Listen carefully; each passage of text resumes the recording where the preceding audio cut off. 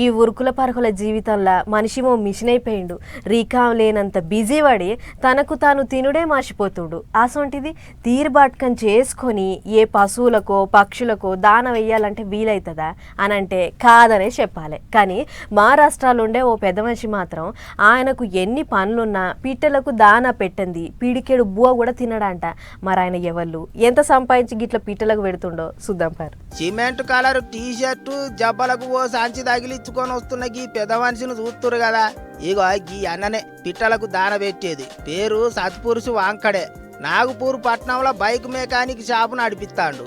అయితే గీనకు మూగ జీవాలన్నా వాటి ఆకలి దూప తీర్చాలనన్నా మస్తు పాయిరమాట. అందుకే పట్నంలో ఉన్న అంబజరి పార్కులకు రోజు పోయి పిట్టలకు దాన వేస్తున్నాడు. 22 ఏండ్ల సంది పొద్దున పోయి 3 గంటలు పిట్టలకు ఉడతలకు దానబెట్టుడే అన్నకున్న పెద్ద పనేట. అందుకే తెల్లారంగానే పార్కులున్న పిట్టలు ఉడతలు ఈ అన్న రాక కోసం ఎదురు చూస్తుంటాయి. జబ్బకు సంచి తగిలించుకొని ఆవు పడితే చాలు ఉరికిపోయి మీద ఆలుతున్నాయి. ఇక తెచ్చిన సంచిలకేంచి బియ్యం గింజలు పప్పులు అసోంటి అన్ని బయటికి తీసి అన్నిటికి పంచుతాడు.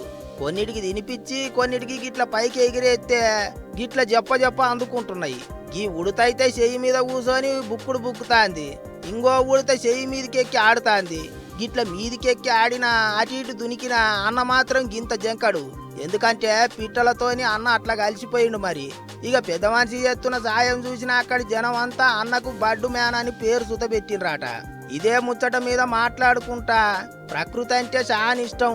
అది మంచిగా ఉండాలంటే మొదలు పిట్టలు బతకాలే. గా పక్షుల కిలకిల సప్పుడే మనల్ని నిమ్మలంగా ఉండేటట్టు చేస్తుందని మాట్లాడుకొచ్చిండు గీ అన్న. అంతేకాదు ఈ పిట్టల్ని ఆయన ఇంట్లో మనుషుల లెక్కనే చూస్తాడట. సంపాదించిన దాంట్లో వీటి ఆకలి తీరుతానికి సూత పైసలు తీస్తున్నా అని చెప్పిండు.